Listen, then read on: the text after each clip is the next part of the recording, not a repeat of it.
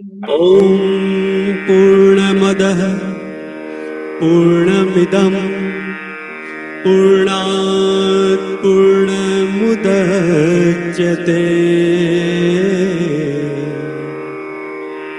पूर्णस्य पूर्णमादाय पूर्णमेवावशिष्यते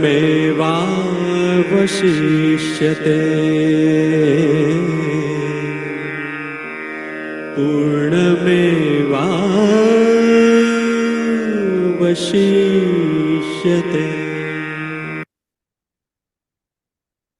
વેલકમ નિરંજનાબેન, આપનું સ્વાગત છે મહાભારત 360 ગ્રુપમાં. આજે આપણે એક સ્પેશિયલ સેશન માટે મળ્યા છીએ અને આપણા માટે બહુ જ આનંદની વાત છે કે ડોક્ટર નિરંજનાબેન જોશી શ્રાવણી અમાસ અને જેને આપણે માતૃદિન તરીકે હંમેશા ઉજવતા આવ્યા છીએ એવા માતૃદિનના સંદર્ભમાં મહાભારત અને અન્ય આપણા જે ભારતીય સ્ક્રિપ્ચર્સ છે તેની અંદર કઈ કઈ માતાઓએ આ સંસ્કૃતિને ઝળહળાટ આપવાનું, આ સંસ્કૃતિના પાયાની અંદર શ્રેષ્ઠ માનવોને નિર્માણ કરવાનું કાર્ય કર્યું છે કે જે સદીઓથી ભારતીય સંસ્કૃતિની દરેક માતાઓ ઓછા વત્યાંશ કરતી આવી છે અને જેમાંથી પ્રેરણા લેતી આવી છે તેવી માતાઓ વિશે આજે ડોક્ટર નિરંજનાબેન જોશી આપણી સાથે વાતો કરવાના છે. આ અગાઉ આપણા આ મહાભારત 360 ગ્રુપના ખૂબ જ અનુભવી અને ખૂબ જ વિદુષી એવા ડોક્ટર નિરંજનાબેન જોશીના અન્ય પ્રવચનો આપણે વક્તવ્યો સાંભળ્યા છે, એટલે ગ્રુપને માટે કદાચ એમનો પરિચય નવો નહીં લાગે, છતાં પણ ઇન શોર્ટ એમનો પરિચય આપું તો આજે 83 યર્સ ની ઉંમરે પણ તેમનો શીખવાનો અને શીખવવા માટેનો જે ઉત્સાહ છે તે ખરેખર વંદનીય છે. તેઓએ MA ઇન સંસ્કૃત અને ગુજરાતીમાં કર્યું છે અને ધીરુબેન પટેલનું કથા સાહિત્ય આ વિષય ઉપર એમણે થીસીસ સબમિટ કરેલી છે. તેઓનું મોસ્ટલી અધ્યાપન કાર્ય જુનિયર કોલેજ રૂપારેલ અને સોમૈયા કોલેજની ડિગ્રી કોલેજમાં જ રહ્યું છે. બહુ મોટું સાંસ્કૃતિક કાર્ય તેઓએ પોતાના આ 8 દાયકાની મઝલમાં કરેલું છે. વિવિધ વય અને સ્તરની મહિલાઓને જુદી જુદી શિબિરોમાં ભારત અને વિદેશમાં અસ્મિતા જાગૃતિ, ભાવવર્ધન અને ગુણવર્ધન માટેના અને જીવન વિષયક અનેક વિષયોમાં તેમણે માર્ગદર્શિત કરેલા છે. તેમના પુસ્તકોમાં જોઈએ તો લઘુ નિબંધ સંગ્રહ છીપ મોતી શંખ એ પબ્લિશ થયેલો છે. આવર્તન અને ગુજરાતી છાંદસ કાવ્યનો એમણે સંસ્કૃતમાં જે અનુવાદ કરેલો છે તે પણ છે. એમના અનુવાદની રેન્જ બહુ મોટી અને ખૂબ વિશિષ્ટતા સભર છે. મહાદેવભાઈની ડાયરી ભાગ 3 એનું એમણે ગુજરાતીમાંથી અંગ્રેજીમાં ભાષાંતર કરેલું છે. અછાંદસ રચનાઓનું ગુજરાતીમાંથી સંસ્કૃતમાં ભાષાંતર કરેલું છે અને દીર્ઘકથા મોનિકા ગજેન્દ્ર ગડકરનું મરાઠી ભાષાની કૃતિનું અંગ્રેજીમાં તેમણે ભાષાંતર કરેલું છે. આ ઉપરાંત આકાશવાણી અને દૂરદર્શન ઉપરના પણ તેમણે કાર્યક્રમો આપેલા છે. ગીરવાણ ભારતી નામના આકાશવાણીના કાર્યક્રમમાં તેઓએ અનેક કાર્યક્રમો અને વાર્તાલાપો આપેલા છે. ઘણા બધા પારિતોષિકોથી તેમને વિભૂષિત કરવામાં આવ્યા છે. કચ્છ શક્તિ અને ચિત્રલેખાના તેઓ કટાર લેખક તરીકે અને એમના દ્વારા સંયુક્ત ઉપક્રમે 2016ની નિબંધ સ્પર્ધાના પ્રથમ પારિતોષિકના તેઓ વિજેતા રહ્યા છે. લેખનની બહુ મોટી રેન્જ એમણે જુદા જુદા પાક્ષિકોમાં અને માસિકોમાં આવી છે, જેવી કે એતદ, પ્રબુદ્ધ જીવન અને શબ્દ સૃષ્ટિ વગેરેમાં. લેખિની નામની સંસ્થાના તેઓ નિયમિત લેખક અને પાઠક પણ રહ્યા છે. અનેક વિવિધ ક્ષેત્રોમાં ખાસ કરીને નવી પેઢીને વેદ અને ઉપનિષદની વાતો કહેવામાં તેઓએ વક્તવ્યો આપેલા છે અને આજની પેઢી એને બહુ સરસ રીતે વધાવી પણ છે.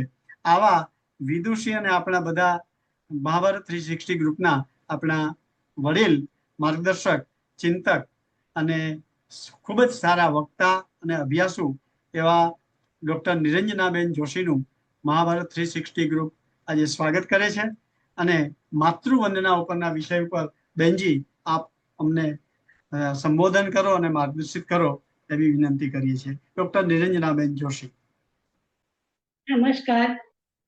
સૌથી પ્રથમ તો વિરેન્દ્રભાઈએ જે લાંબો લચક પરિચય આપ્યો એ હવે ભાઈ હોવાથી બેનનો પરિચય આપે, પ્રેમથી આપે ને ખૂબ લાંબો પણ આપે. આજે માતૃવંદના ઉપર આપણે વિષય રાખ્યો છે. એનું કારણ પણ હું જણાવીશ, પણ સૌથી પ્રથમ હવે આપણે શરૂ કરીએ. સૌ શ્રોતાઓને નમસ્કાર, ભાવકોને પણ પ્રણામ, વડીલોને પણ પ્રણામ. અને હવે આપણે માતૃવંદના ઉપર આગળ વધીએ.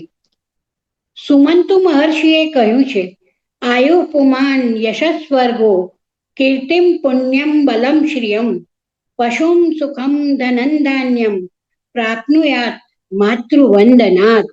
હવે માતૃવંદના કરવાથી સૌથી પહેલા તો આપણને ફળશ્રુતિ ખબર પડવી જોઈએ કે એનું ફળ શું મળે.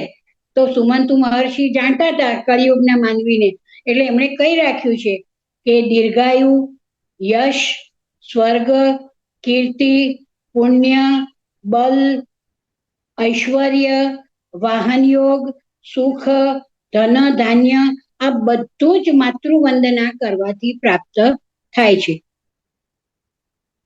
અધિકરણ સાધના લોકે સ્ત્રી સ્થાયત્યસ્યામ ગર્ભેતિ. મર્ત્યલોકમાં સ્ત્રી એ અધિકરણ છે, સાધન છે, આવું કહેવામાં આવ્યું છે. કારણ કે તેનામાં સ્ત્રીમાં ગર્ભ નિવાસ સ્થાનના રૂપમાં પ્રાપ્ત થાય છે. તેને સ્ત્રી કહેવાય છે. એટલે સ્ત્રીનું પર્યાયવાચી સ્ત્ય છે અને એનો અર્થ થાય છે કે તેના સ્વરૂપમાં, તેના ગર્ભમાં આવી રીતે એક નવું જ નિવાસ સ્થાન, બીજ રોપણ થાય છે.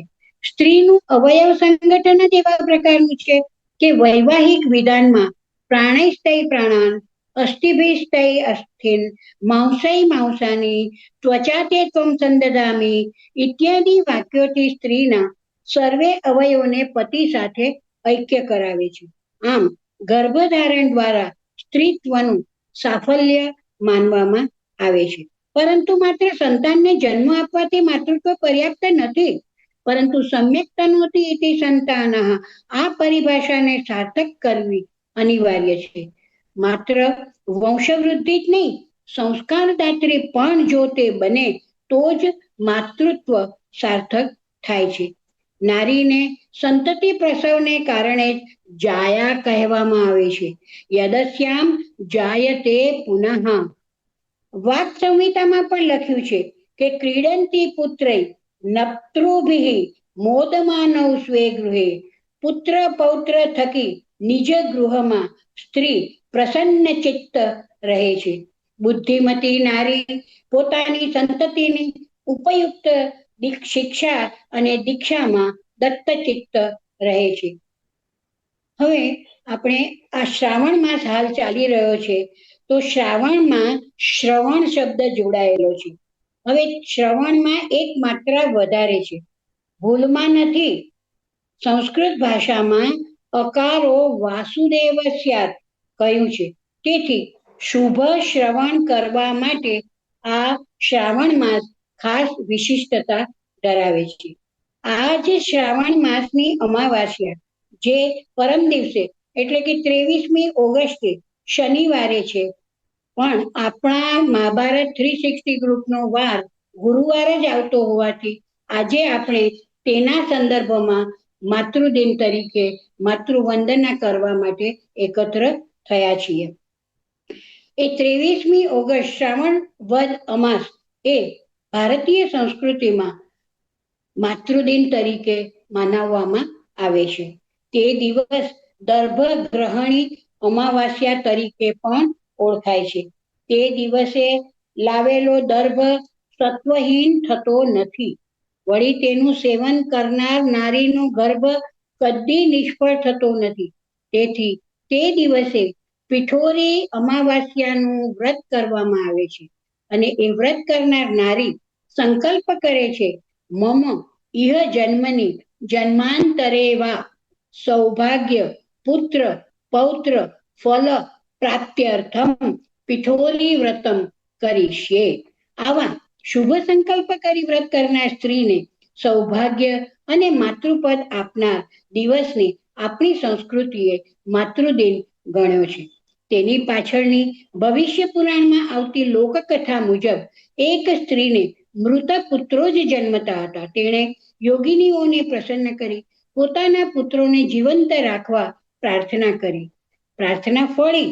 યોગિનીઓના આશીર્વાદથી તેના પુત્રો જીવવા લાગ્યા. હવે કથા પાછળનું મર્મ સમજીએ તો સંતાન જન્મે એટલું જ માતૃત્વ માટે પૂરતું નથી, તે જીવંત હોવા જોઈએ. There is difference between existence and life. જીવિત અને કર્તૃત્વવાન પુત્રો થકી જ માતાનું મસ્તક ઊંચું રહે છે. પાશ્ચાત્ય પદ્ધતિ પ્રમાણે બેબી શાવરનો રિવાજ છે. તેમાં બધા પધારે આવે, પણ એ લોકોને પહેલેથી જ કોઈ ઉપહાર રૂપે ભેટ આપવાનું સૂચન કરવામાં આવે છે અને એ ભેટ રૂપે તેઓ તેને આશીર્વાદ આપતા હોય તેવું તે લોકો માને છે. પરંતુ આપણી સંસ્કૃતિમાં 16 સંસ્કારોમાંનો ગર્ભાધાન પછી બીજો સીમંતોન્નયન સંસ્કાર માનવામાં આવે છે. તેમાં સીમંતીની સ્ત્રીને કહેવામાં આવે છે નિરુત્સાહમ નિરાનંદમ નિર્વીર્યમ અરિનંદનમ માસ્મા સીમંતિની કાચિત જનયેત પુત્ર મિદૃશમ. કોઈ માં નમાલો ઉત્સાહહીન ઉદ્વિગ્ન શત્રુને હર્ષ ઉપજાવે એવો પુત્ર ન જ ઈચ્છે. 100 મૂર્ખ પુત્રો કરતા એક ગુણવાન પુત્ર શ્રેષ્ઠ. એકેનાપી સુપુત્રેણ સિંહી સ્વપિતિ નિર્ભયમ. જીવંત થનગનતા પુત્રની જનેતા પણ ચેતનવંતી હોવી જોઈએ. ઉપનિષદમાં તેથી જ કહ્યું છે માતૃવાન પિતૃવાન આચાર્યવાન પુરુષો વેદ. જન્મ આપીને માતા પિતા તો સહજ જ બની જવાય, પણ જન્મદાતામાં માતૃત્વ અને પિતૃત્વની યોગ્યતા હોવી જરૂરી છે. માં માત્ર બાળકની જન્મદાત્રી જ નથી, સંસ્કાર દાત્રી પણ છે.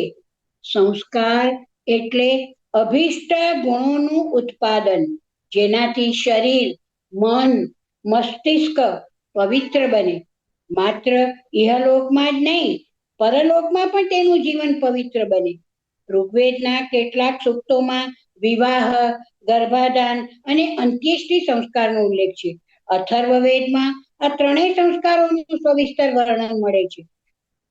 મનુ અને યાજ્ઞવલ્ક્યના મતાનુસાર સંસ્કારોથી ગર્ભ અને બીજના દોષની શુદ્ધિ થાય છે. તો કુમારેલ ભટ્ટના મત મુજબ પૂર્વ જન્મના કર્મોના દોષોનું વિસર્જન અને નવતર અભિષ્ટ ગુણોનું ઉત્પાદન એમ બંને કામ સંસ્કાર કરે છે. તેથી માં એ સંસ્કાર દાત્રી પણ હોવી જરૂરી છે. ભારત વર્ષમાં એવા આદર્શ પુત્રો તો બહુ જ થયા છે, જેમણે પોતાના સત્કર્મો દ્વારા માતા પિતાનો ઉદ્ધાર કરી અને પુત્ર નામ સાર્થક કર્યું છે. પુત્રની પરિભાષા મનાય છે કે પૂનામ નરકાત ત્રાયતે ઇતિ પુત્રઃ. પરંતુ એવી માતા જે પરમ ઉત્તમ જ્ઞાનનો ઉપદેશ આપી ને પુત્રોનો પણ સંસાર સાગરમાંથી ઉદ્ધાર કરાવે એવી એક માતા એટલે મદાલસા. સંસ્કૃત ભાષામાં ગદ્ય પદ્ય મિશ્રિત રચનાને ચંપુ કહેવામાં આવે છે. આ પ્રકારની રચનાઓ કરનારા ઘણા સંસ્કૃત લેખકો છે. તેમાં મદાલસાના ચરિત્રના રચનાકાર મહાકવિ ત્રિવિક્રમ ભટ્ટ છે. આ કાવ્યનો નાયક કુવલયાશ્વ તથા નાયિકા મદાલસા છે. તેમની પ્રેમગાથાનું વર્ણન વેદવ્યાસ રચિત માર્કંડેય પુરાણના 18 થી 21 અધ્યાયમાં વર્ણવવામાં આવ્યું છે. આ ચંપુ કાવ્યના પ્રમુખ પ્રસંગ કુવલયાશ્વ ચરિત, પાતાલકેતુ વધ, મદાલસા પરિણય, મદાલસા નિયોગ, કુવલયાશ્વનું નાગરાજ ગૃહગમન અને મદાલસાની પુનઃ પ્રાપ્તિ છે. માનવ જીવનમાં માતાની ભૂમિકા નિશંકપણે સૌથી મહત્વપૂર્ણ છે. આધુનિક મનોવિજ્ઞાન સમજાવે છે કે કેવી રીતે સ્વસ્થ બાળકને સમાજનો સુરક્ષિત, જવાબદાર અને મૂલ્યવાન નાગરિક બનાવે છે. તદુપરાંત મેડિકલ સાયન્સ પણ સમજાવે છે કે બાળકનું સ્વાસ્થ્ય અને સંસ્કાર તેની મુખ્ય સંભાળ રાખનાર. મોટા ભાગના કિસ્સાઓમાં બાળક અને માતા વચ્ચેના પ્રારંભિક નિષ્ક્રિય ગતિશીલતામાંથી ઉદ્ભવે છે. બાળકના માનસિક અને ભાવનાત્મક વિકાસ પર માતાનો પ્રભાવ પ્રચંડ હોય છે. બાળકની નજરમાં માતા તેનું પ્રાથમિક મોડેલ છે. માતા જે કહે છે, કરે છે અને માને છે તે બાળક કુદરતી રીતે ગ્રહણ કરે છે. મહાભારતના શાંતિ પર્વમાં જણાવ્યું છે કે માતાથી મોટો કોઈ ગુરુ નથી. માર્કંડેય પુરાણ મદાલસાના ચરિત્ર દ્વારા આ વાતને પુષ્ટિ આપે છે.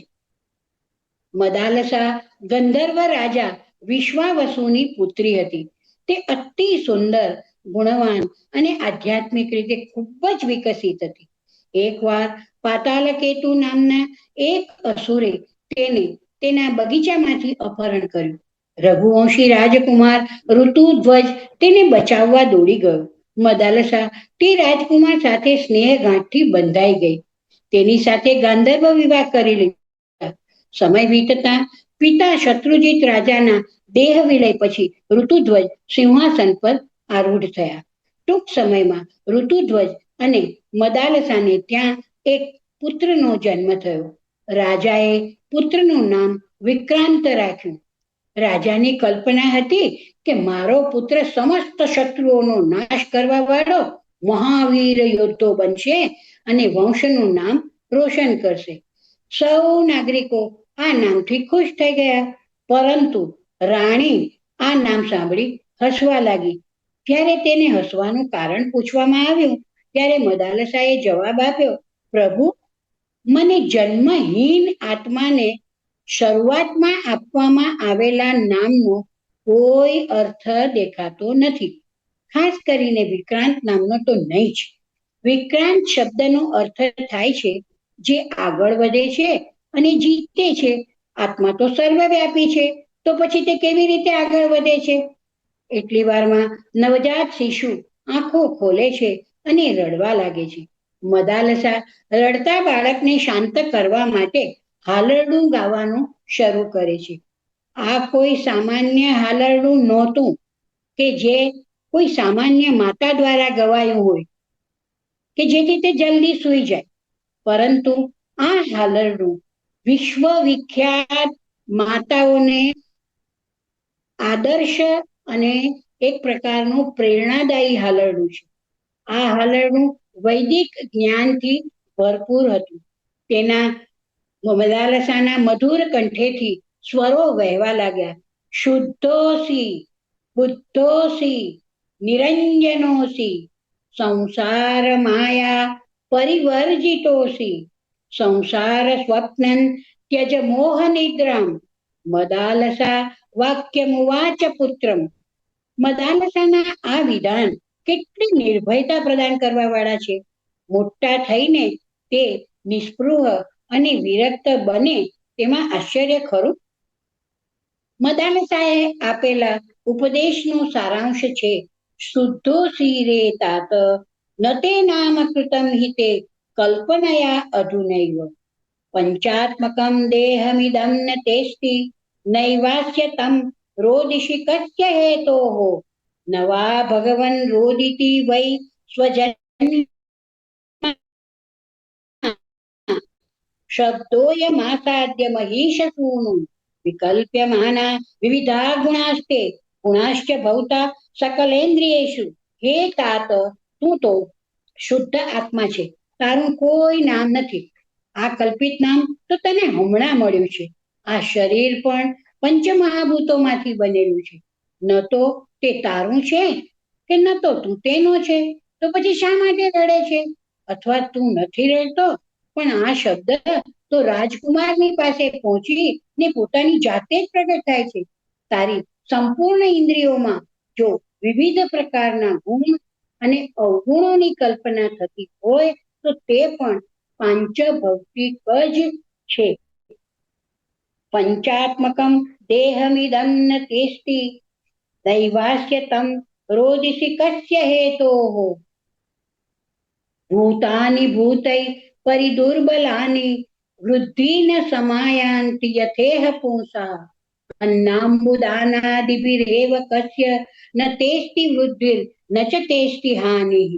જેમ આ જગતમાં અત્યંત દુર્બલ પ્રાણી માત્ર અન્ય પ્રાણીઓના સહયોગથી જ વૃદ્ધિ પામે છે, તે જ પ્રકારે અન્ન અને જળ વગેરે ભૌતિક પદાર્થોના કારણે જ માનવીના પાંચભૌતિક શરીરની પુષ્ટિ થાય છે.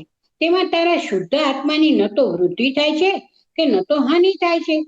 આવું જ તત્વજ્ઞાન દેહ અને આત્મા, દેહ અને દેહી એ બંને અલગ છે.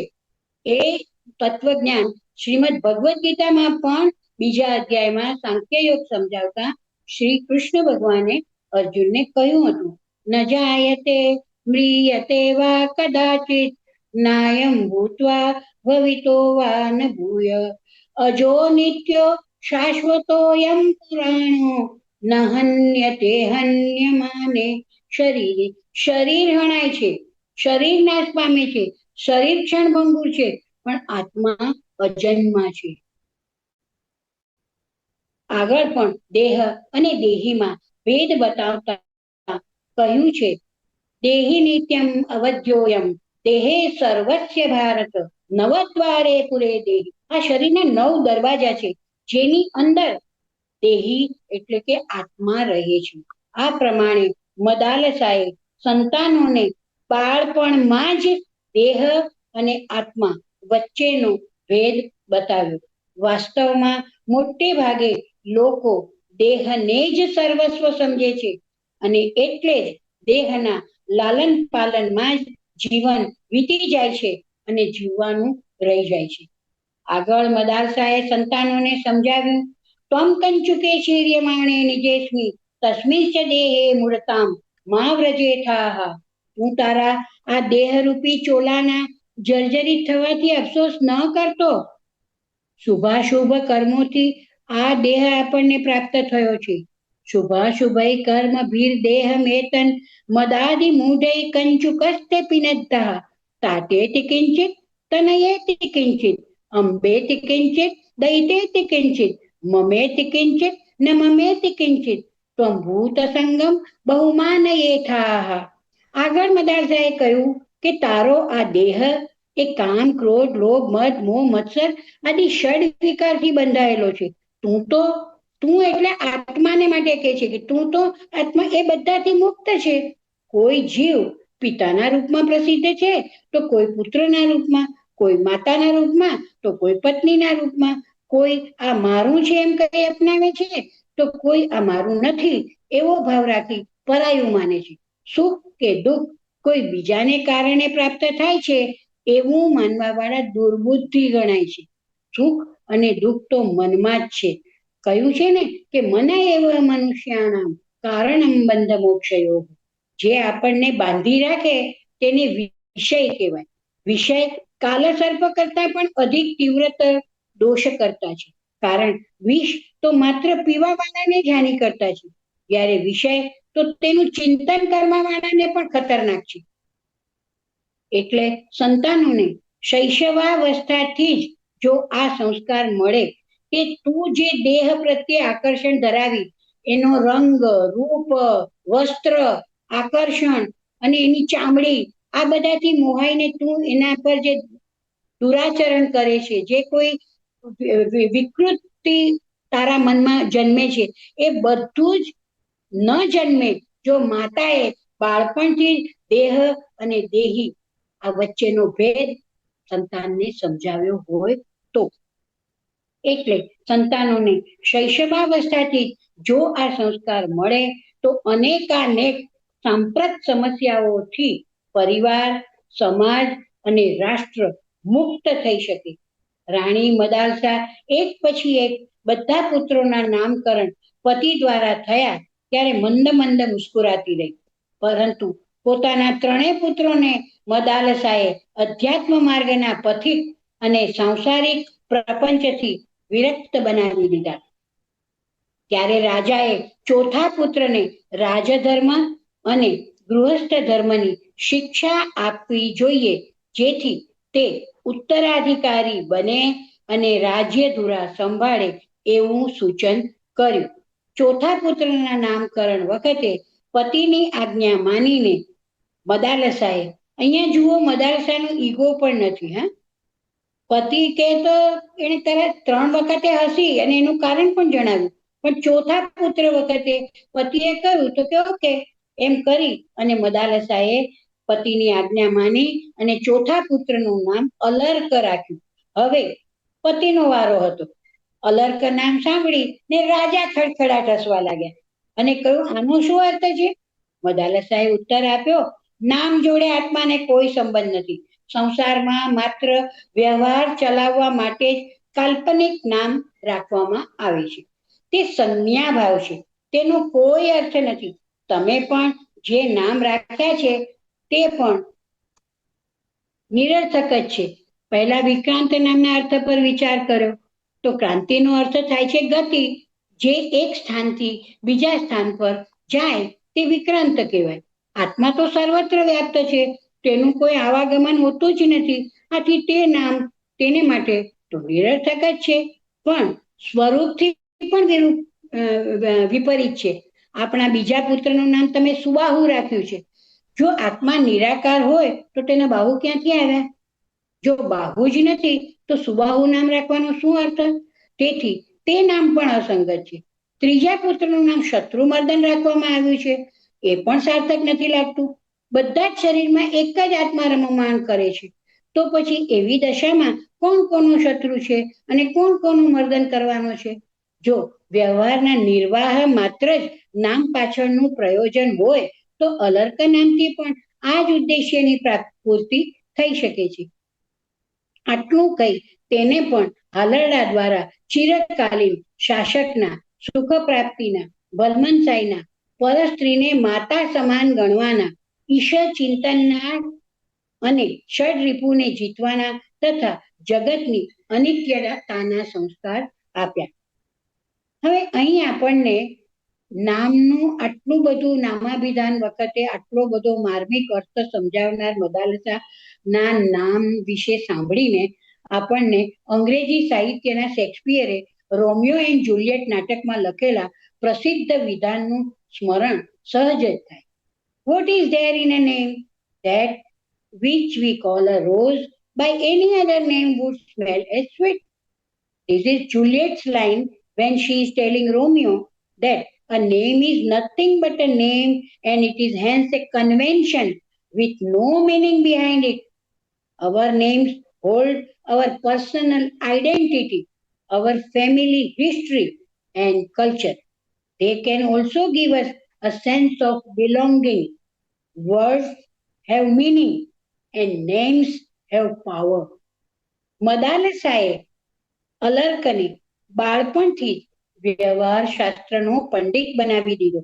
તેને રાજનીતિનું પૂર્ણ જ્ઞાન કરાવ્યું. માતાના સંસ્કાર પાસે પામેલો યુવાન અલર્ક માતાને રાજધર્મ અને રાજનીતિનો આદર્શ સમજાવવા વિનંતી કરે છે.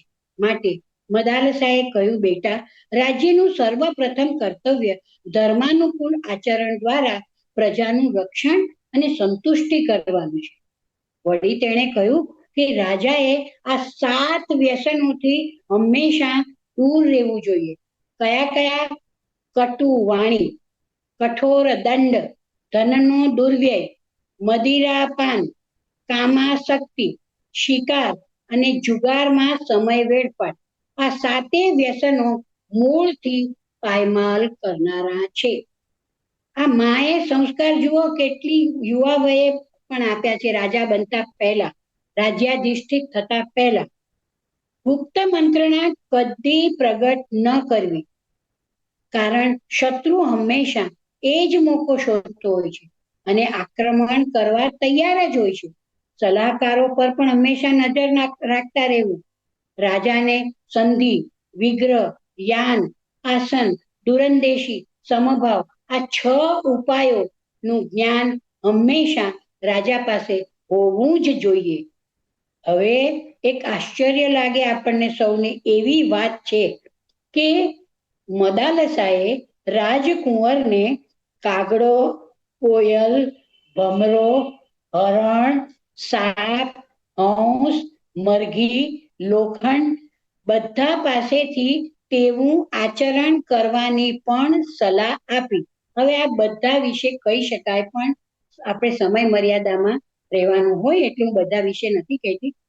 હવે તો સિદ્ધ થાય છે ને કે માતાથી મોટો કોઈ ગુરુ નથી. વળી આગળ પણ કહ્યું કે રાજા એ દેવોનો અંશ છે.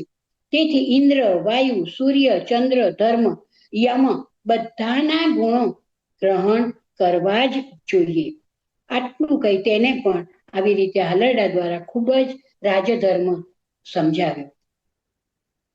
ધર્મ, અર્થ અને કામ ત્રણેય શાસ્ત્રોમાં અલર્ક પારંગત બની ગયો.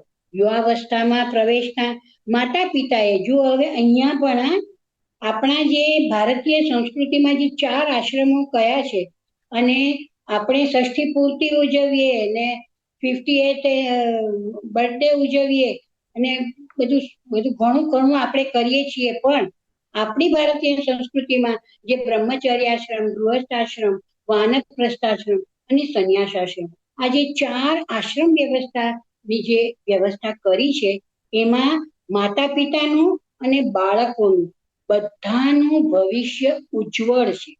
તેથી માતા પિતાએ અલર્કને રાજગાદી પર યુવાવસ્થામાં પ્રવેશતા માતા પિતાએ અલર્કને રાજગાદી પર બેસાડ્યો અને ત્યારબાદ બંનેએ વાનપ્રસ્થાશ્રમ ગ્રહણ કર્યો. જતા જતા પાછું આમ છોડી નથી દીધું કે now you are on your way, અમે અમારે રસ્તે, તું તારે રસ્તે, ના, એવું પણ નહીં. જતા જતા મદાલસાએ અલર્કને એક અંગૂઠી આપી અને કહ્યું કે જ્યારે તારા પર કોઈ સંકટ આવી પડે ત્યારે આ અંગૂઠીના છિદ્રમાંથી એક ઉપદેશ પત્ર કાઢી ને તું વાંચજે અને તે પ્રમાણે અનુસરણ કરજે. કેટલી કાળજી છે માને પોતાના સંતાન માટે, એ જોવાની ખૂબી છે. એટલે એવી પાછું જરૂર પડે ત્યારે તું એને વાપરજે. અને આમ ઓપન નથી, ઓપન સિક્રેટ અંગૂઠીમાં એક છિદ્રમાં એ આદેશ પત્ર આપ્યો. પછી અલર્કે ગંગા યમુનાના સંગમ પર અલર્કપુરી નામની રાજધાની બનાવી. હવે તમને ને મને, આપણને બધાને આતુરતા અને ઉત્સુકતા તો હોય જ કે પણ એ મદાલસાએ ચિઠ્ઠીમાં લખ્યું તું શું, એ તો અમને કહો. તો શું લખ્યું તું? સંઘ સર્વાત્મના ત્યાજ્ય સચેત ત્યક્તુમ ન શક્યતે સદ્ભિ સહકર્તવ્ય સતામ સંગોહિ ભેષજમ. અહીં માતાએ સત્સંગને ઔષધ કહ્યું છે.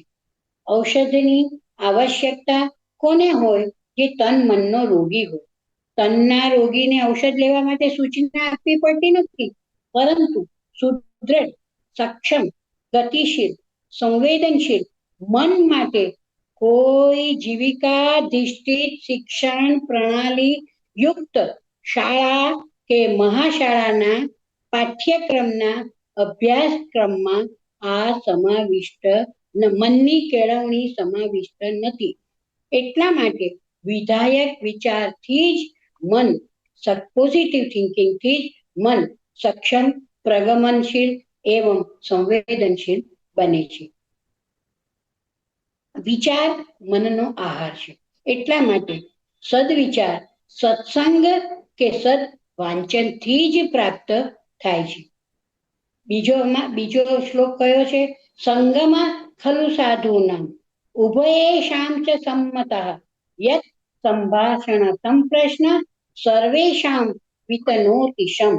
સત્પુરુષોનું સમાગમ શ્રોતા એવં વક્તા બંને માટે કલ્યાણકારી હોય છે, કારણ કે બંનેના પરસ્પર વાર્તાલાપ, પ્રશ્નોત્તર સમસ્ત વિશ્વ માટે મંગલકારી હોય છે.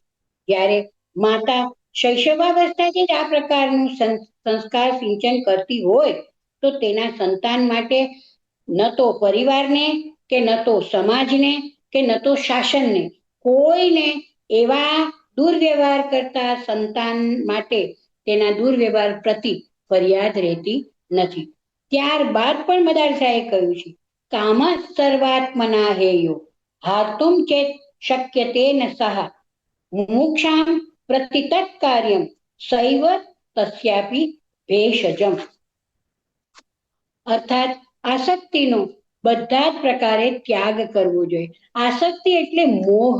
આપણાથી છે ને ઝટથી છૂટતું નથી. આ બધા જે ગાંધીજીના 11 વ્રતો કહો કે પછી મહાવીર સ્વામીના વ્રતો કહો, એમાં અહિંસા, અસ્તેય, એમાં અપરિગ્રહ એ પણ એક બહુ મહત્વનો ગુણ છે. તો આપણને સંગ્રહ કરવો છે, છૂટતું જ નથી આપણાથી કઈ. એટલે દરેક વસ્તુ પ્રત્યે આપણી આસક્તિ હોય છે. એટલે કે મદાલસાએ અલર્કને કહ્યું છે કે આસક્તિનો બધા જ પ્રકારે ત્યાગ કરવો જોઈએ. પણ એ જાણે છે કે it is not so much easy. એટલે કે છે પણ જો તેનો ત્યાગ ન કરી શકાય તો સત્પુરુષોનો સંગ કરવો જોઈએ. કારણ કે સત્પુરુષોનો સંગ જ તેનું ઔષધ છે. કામનાને તો હંમેશ માટે છોડી જ દેવી જોઈએ. હરીન્દ્ર દવેએ પણ કહ્યું છે ને કે જેટલી અપેક્ષા તમે વધારે રાખો એટલા તમે વધારે દુઃખી થાવ. એટલે કામના, ઈચ્છા, કારણ શું છે આ જે વિષય છે ને, આવશે જો કે હમણાં, કે વિષય આ આવી ગયો કે કાલા સર્પ કરતા પણ વધારે ખતરનાક છે. કારણ શું છે કે વિષય બહાર છે અને ઇન્દ્રિયો આપણી પાસે છે. એટલે ઇન્દ્રિયો એ વિષયો તરફ જેવી નજર કરે, પરસીવિંગ, ફર્સ્ટ ઇઝ પરસીવિંગ અને પછી પોઝેસિવ. એ જે મેં જોયું તે મારી માલિકીનું થવું જોઈએ. અને જો એ ન થાય તો કામ, ક્રોધ, મદ, મોહ, લોભ, મત્સર બધું આવી જાય. એક પછી એક લાઈન બંધ. એટલે જ ગીતામાં કહ્યું ન્યાયતે વિષયાન પુંસ. હવે એ બધું હું અત્યારે કહેતી નથી, પરંતુ એ કહે છે કે કામનાને તો હંમેશા છોડી જ દેવી જોઈએ. પરંતુ છોડી ન શકાય તો મુમુક્ષા એટલે કે મોક્ષની ઈચ્છા, મુક્તિની ઈચ્છા, મને આસક્તિમાંથી મુક્ત થવું છે ની કામના કરવી જોઈએ. કારણ કે મુમુક્ષા જ તેમની કામના દૂર કરવાની દવા છે.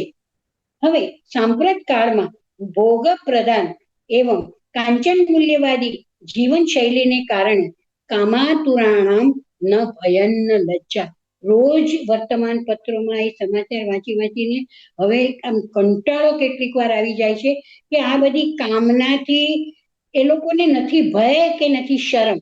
એટલે કહું છે કામાતુરાણામ ન ભયમ ન લજ્જા. આ સિદ્ધાંત આજના એકદમ ટોચ ઉપર ગયેલા કળી કાળમાં જે પ્રસ્થાપિત થઈ ગયો છે તેને માટે નથી લાગતું કે ક્યાંક માતાઓમાં સંસ્કાર દાત્રીની ભૂમિકાનું વિસ્મરણ થઈ ગયું હોય. આ પ્રમાણે અલર્કે ગુપ્ત સંદેશનું અનેક વાર મનન કરી ગુરુ દત્તાત્રેયના આત્મોપદેશના સત્સંગથી મુક્તિની ઈચ્છા અને આત્મકલ્યાણ કરવાનો નિશ્ચય કર્યો. આમ મહાસતી મદાલસાએ પોતાના પુત્રોનો ઉદ્ધાર કરી અને પોતે પણ પતિ સાથે પરમાત્માના ચિંતનમાં મન લગાડી થોડા જ સમયમાં મોક્ષ સ્વરૂપ પરમ પદ પ્રાપ્ત કરી લીધું. આવી માતા ભારતમાં અમર થઈ ગઈ. તેથી મદાલસા એ ચિરસ્મરણીય માતા ગણાય છે. કહેવાયું છે કે ઉપાધ્યાયાન દેવાચાર્ય આચાર્યાણામ શતમ પિતા સહસ્ત્રાંતુ પિતૃન માતા ગૌરવેણાતિરિચ્યતે. એક માતા 1000 પિતાઓથી એટલા માટે શ્રેષ્ઠ છે કે ધર્મશાસ્ત્ર અનુસાર માતુશ્ચયદ ધિતમ કિંચિત કુરુતે ભક્તિતઃ પુમાન. માનવી માત્ર માતા દ્વારા શીખવાયેલું યત કિંચિત થોડું ઘણું પણ માતા દ્વારા જે અધ્યયન સંસ્કાર અપાયા હોય તેનાથી તે ધર્મ તદ્ધર્મમ હિ વિજાની જયા. તે ધર્મ જાણી શકે છે. ધર્મ એટલે આપણે જે અર્થમાં રિલિજન એ નહીં, કર્તવ્ય, નીતિ, પ્રામાણિકતા, જીવનના મૂલ્યો, વેલ્યુઝ ઓફ લાઈફ, જીવન મૂલ્યાધિષ્ઠિત હોવું જોઈએ. આ શિક્ષણ એને માતા પાસેથી જ મળે છે. એવમ ધર્મ વિદો વિદુ. હવે અહીંયા આવી માતા મદાલસાનું ચિંતન સ્મરણ કરીને એમને નમસ્કાર કરી ને હવે આપણે બીજી માતા તરફ જઈએ. મહાભારતના ઉદ્યોગ પર્વમાં જ્યારે શ્રી કૃષ્ણ પાંડવ કૌરવો વચ્ચે સમાધાન રૂપે રાજસભામાં વિષ્ટિક કરવા રાજસભામાં ગયા ત્યારે દુર્યોધન તો તેમને કેદ કરવા તૈયાર થયો હતો. ત્યારે ધૃતરાષ્ટ્ર અને વિદુર બંને શ્રી કૃષ્ણનો મહિમા દુર્યોધનને સમજાવવા પ્રયત્ન કર્યો. છેવટે શ્રી કૃષ્ણે વિશ્વરૂપ દર્શન કરાવી શ્રી કૃષ્ણ ચાલ્યા ગયા સભામાંથી. તેઓ પોતાના ફોઈ કુંતીને પાસે જઈ સભાનું આખું વૃત્તાંત તેમણે સંભળાવ્યું. દુર્યોધને શ્રી કૃષ્ણનું ઐશ્વર્ય સાંભળીને તથા વિશ્વરૂપ જોઈને પણ તેમનું એક કહ્યું કશું સાંભળ્યું નહીં. પછી પાંડવો પાસે જઈ ને તેઓ શું સંદેશો આપે એમ મહાબુદ્ધિમતી કુંતીને પૂછ્યું. ત્યારે માતા કુંતી પણ માતૃત્વ સિદ્ધ કરતા યુધિષ્ઠિરને તેનો ક્ષાત્ર ધર્મ યાદ કરવાનું કહે છે. તેમાં માતા કુંતીએ ક્ષાત્ર ધર્મ અંગે દ્રષ્ટાંત આપી શ્રી કૃષ્ણને યુધિષ્ઠિરને સંદેશો આપવા કહ્યું છે કે જ્યારે કુબેરે પ્રસન્ન થઈ રાજર્ષિ મુચુકુંદને આ આખી પૃથ્વી આપવા માંડી હતી, પરંતુ તેણે રાજર્ષિ મુચુકુંદને આખી પૃથ્વી આપવા માંડી હતી, પરંતુ તેણે તે સ્વીકારી નહોતી. તેણે તો કહ્યું હતું કે હું બાહુબળથી સંપાદન કરેલા રાજ્યને ભોગવવા ઈચ્છું છું. એમ કહી યુધિષ્ઠિરને રાજર્ષિ મુચુકુંદ જેવું જીવન વર્તન કરવાની સલાહ આપવા કૃષ્ણને કહે છે કુંતી માતા. અને છેલ્લે કહે છે કે હે શત્રુઓને પ્રસન્ન કરનારા પુત્ર, એ યુધિષ્ઠિરને સંદેશો શું આપવાનો એ કુંતી માતાએ પોતે શબ્દો ગયા છે. હે યુધિષ્ઠિર માટે, હે શત્રુઓને પ્રસન્ન કરનારા પુત્ર, તને જન્મ આપનારી અને તારે લીધે દીન થઈ ગયેલા બાંધવો વાળી હું આજે કોળિયા ધાન માટે પરાયાના મુખ સામે જોયા કરું છું. એથી અધિક બીજું શું હોય? માટે તું રાજધર્મ પ્રમાણે યુદ્ધ કર. આમ બેસી રહીને તું પૂર્વજોને નરકમાં ડૂબાવ નહીં અને પુણ્યહીન થઈ ને તું ભાઈઓની સાથે અધોગતિને પામ નહીં. આમ કુંતી માતા તો આદર્શ માતા પુરવાર થયા જ, પણ આજે આપણે આ કુંતી માતાના સંદેશમાં તેમણે આપેલ એક અન્ય તેજસ્વી અને યશસ્વી વિદુલા માતાનું દ્રષ્ટાંત પણ કૃષ્ણને પાંડવોને સંભળાવવા કહ્યું હતું. તે વ્યાસ મુનિએ એ આદર્શ માતા વિદુલાનો પુત્ર સંદેશ મહાભારતમાં વ્યાસ મુનિએ એ આદર્શ માતા વિદુલાના નો પુત્ર સંદેશ 4 અધ્યાયમાં મહાભારતમાં વર્ણવવામાં આવ્યો છે. ઉદ્યોગ પર્વમાં યશસ્વી વિદુલાનું દ્રષ્ટાંત.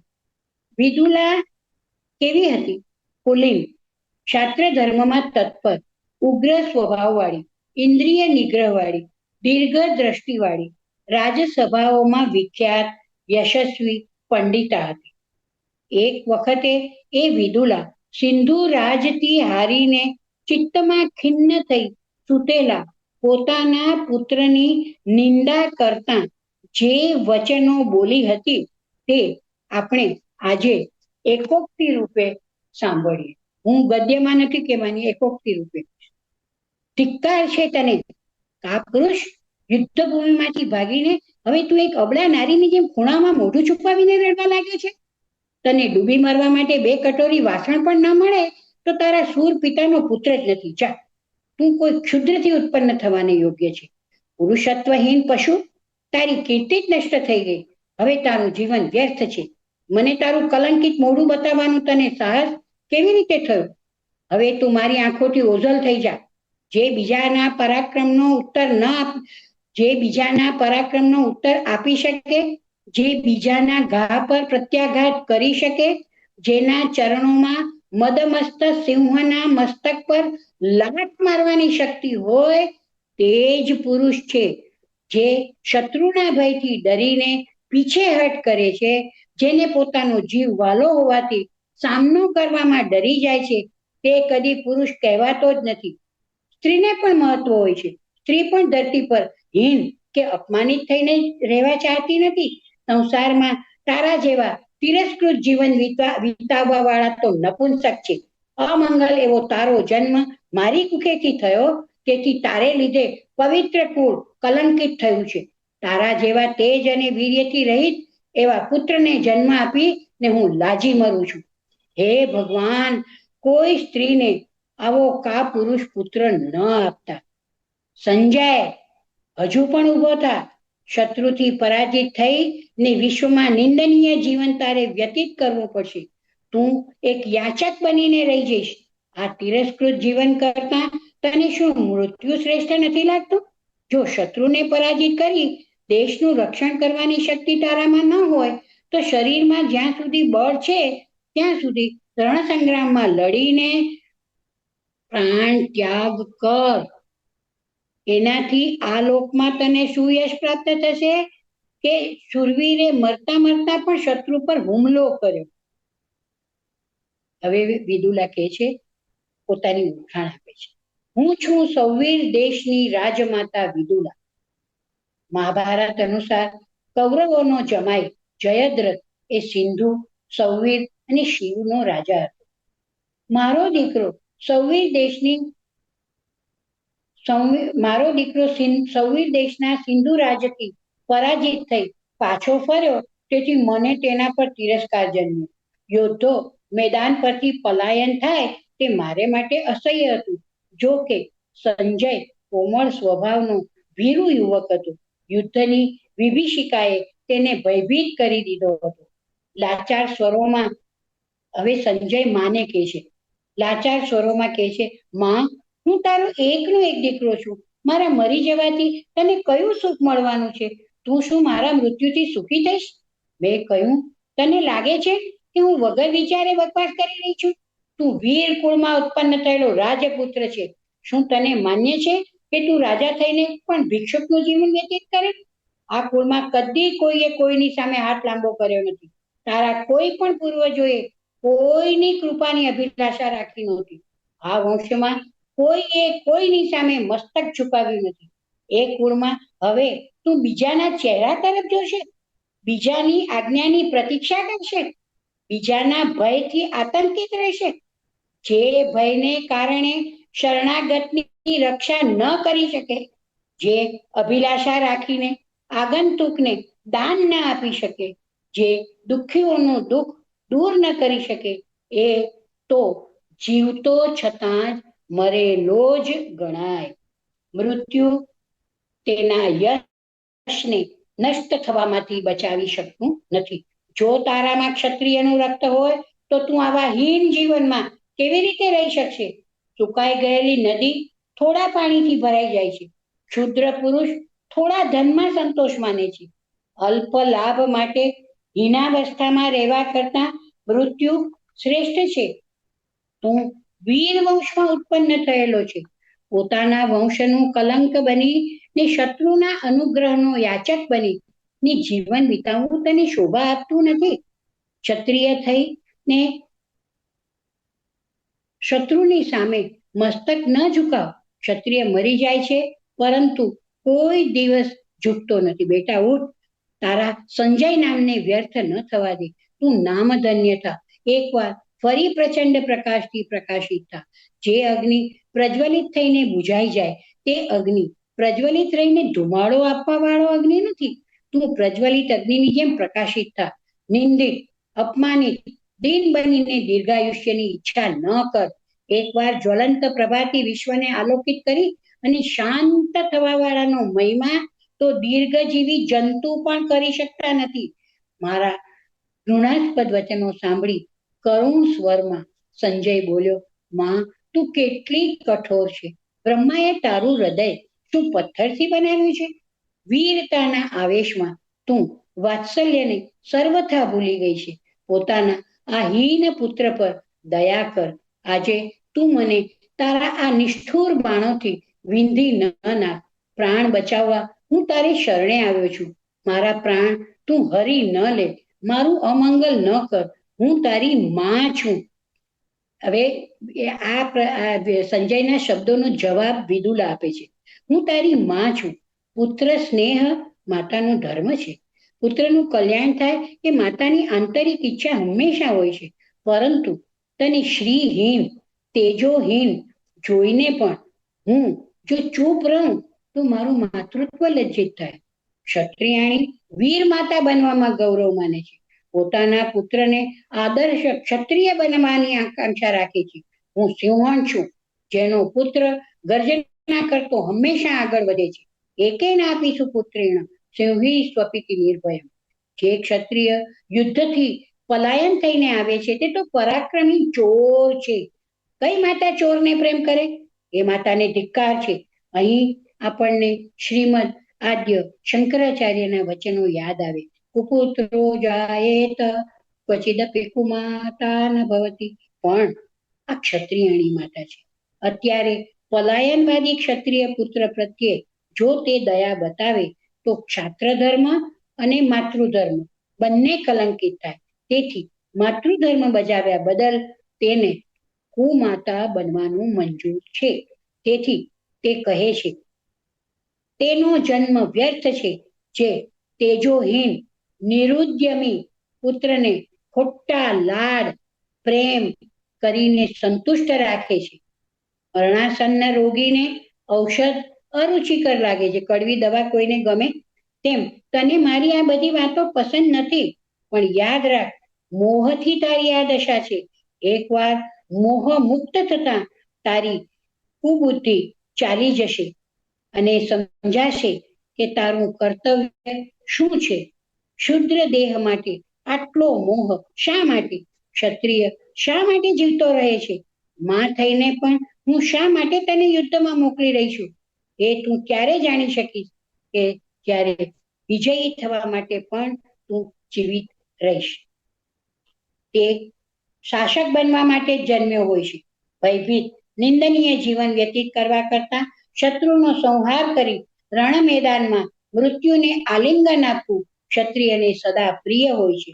કર્મહીન ઉદ્યમહીન આળસુ જીવન કરતા કર્મવીરની નિષ્ફળ ચેષ્ટા સહસ્ત્ર ગુણી પ્રશંસનીય શ્લાઘ્ય છે. પ્રાણ જવાનો ભય છોડી દે. પોતાના ઉજ્જવળ વંશની સુકીર્તિની રક્ષાનો નિશ્ચય કર. એકવાર ક્ષત્રિય માતાના યોગ્ય પુત્ર તરીકે પોતાને સિદ્ધ કર. વીર કુળમાં તારા જન્મને સાર્થક કર. તારું સાહસ શૌર્ય વીરતાથી સૈનિકોને બળ પૂરું પાડ. દેશના શત્રુઓને દેશ નિકાલ કર અને દેશની પ્રજાને શત્રુની પીડાથી મુક્ત કર. ત્યારે તું જોજે કે તારી માતાના હૃદયમાં પોતાના સુયોગ્ય પુત્ર માટે કેટલો સ્નેહ છે. અંતે સંજય પણ આ તેજસ્વીની માતાનો પુત્ર હતો. તેને માતાના વચન હૃદયમાં સોસરવા ઉતરી ગયા. તે બોલી ઉઠ્યો, માં, યા વિજયી થઈને તારા ચરણોમાં મસ્તક ઝુકાવીશ, યા તો શિયાળ અને ગીધ આ દેહને ચૂંથી નાખશે. કહીને સંજયે પ્રસ્થાન કર્યું. પ્રાણની પરવા ન કરનારના હાથ યમરાજને પણ ભારે પડે છે. સિંધુરાજે પરાજિત થઈ ભાગવું પડ્યું.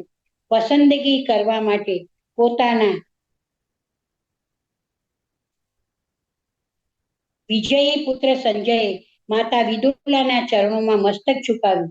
આદર્શ માટે મૃત્યુની પસંદગી કરવા માટે પોતાના કાળજાના કટકાને મોકલવાવાળી માતાઓ થકી જ ભારત વિશ્વવંદ્ય છે અને રહેશે.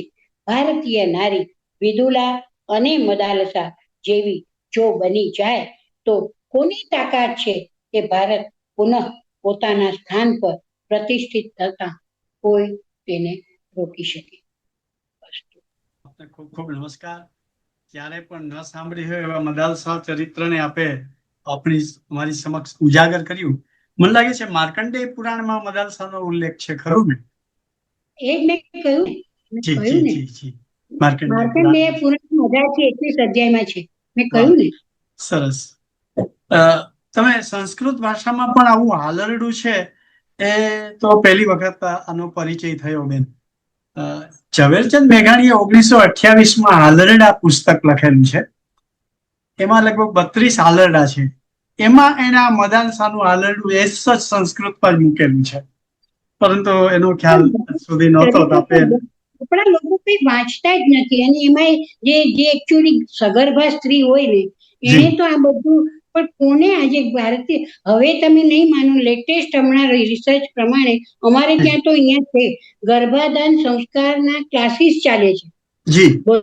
હા, અને એ લોકો એને પછી યોગાસન પણ શીખવાડે અને સહેલાઈથી પ્રસવ થાય એને માટે, અને શું શું એ લોકોએ માનસિક પણ વિચારો કરવા બધું શીખવવાના કોચિંગ ક્લાસીસ છે અહીંયા. અને હવે થોડું થોડું આવે છે, પણ છતાં પણ career oriented women they don't agree with this. હાલરડા બેન, સંસ્કૃતમાં આ સિવાય હાલરડા સાહિત્ય પ્રકાર કે જોવા મળે છે ખરો? ચંપુ, મેં કહ્યું ને ચંપુ, ચંપુ એ ગદ્ય અને પદ્ય મિશ્રિત છે. જી જી. એને એકચ્યુઅલી છે ને પુરાણો, બધા 18 પુરાણો છે ને એ પણ વેદ વ્યાસે જ સંકલિત કર્યા છે. કોઈ કે છે સંકલિત કર્યા, કોઈ કે છે રચ્યા છે.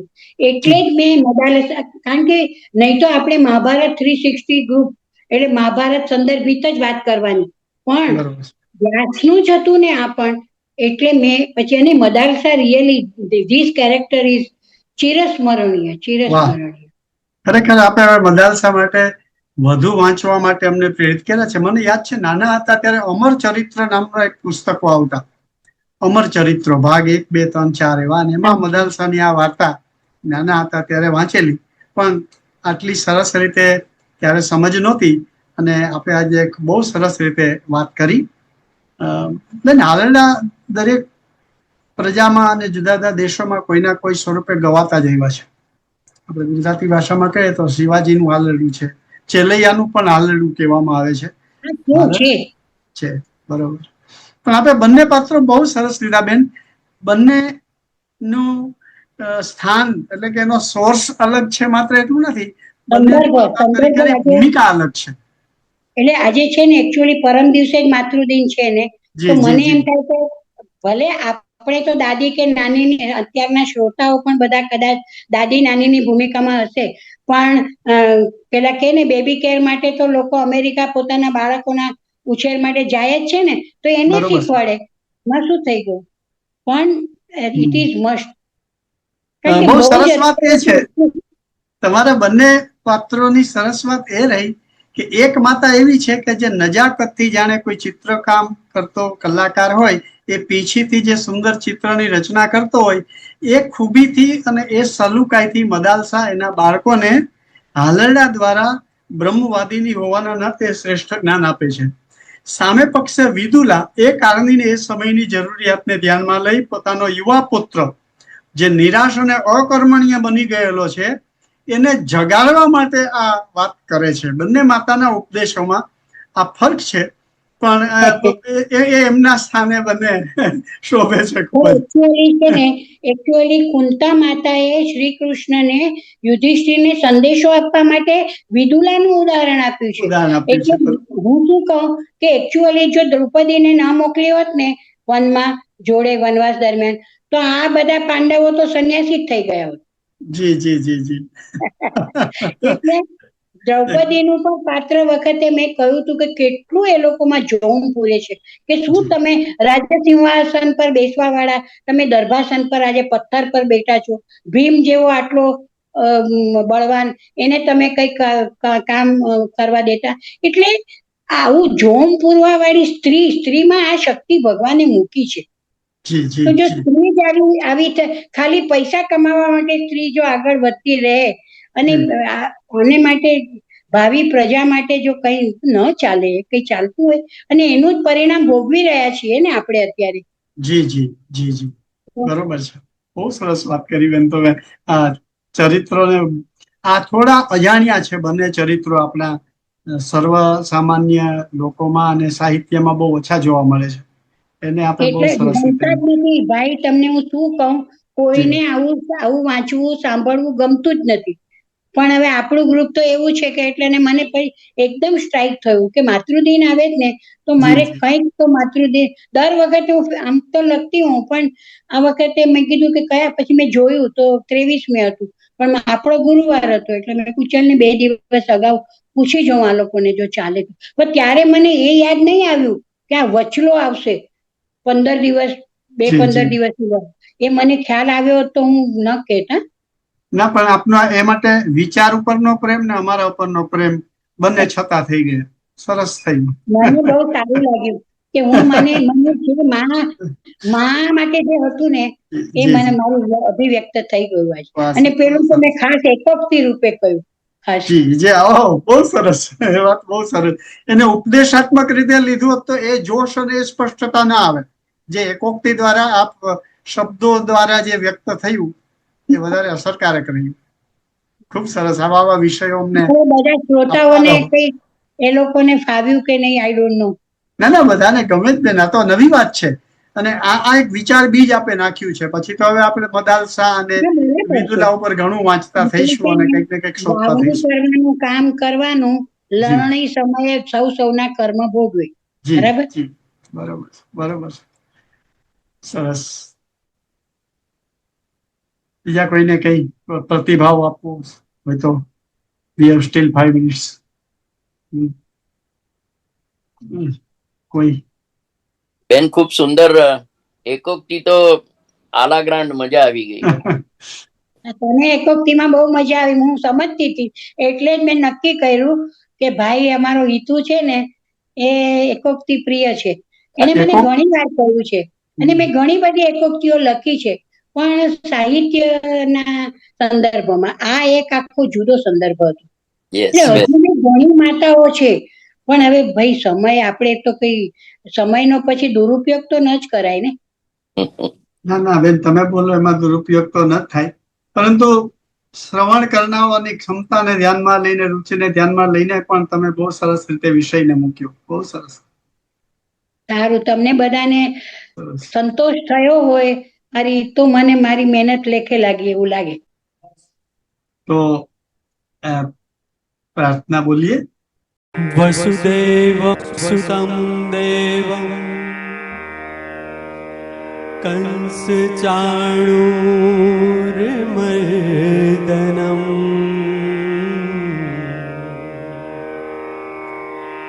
देवकी परमानन्दं कृष्णं वन्दे जगद्गुरुम्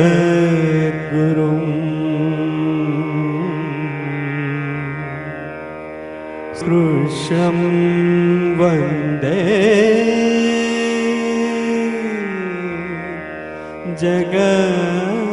जगद्गुरुम् यत्र योगेश्वरः कृष्णो यत्र पार्थो धनुर्धरः तत्र श्रीर्विजयो भूति ध्रुवा नीतिर्मतिः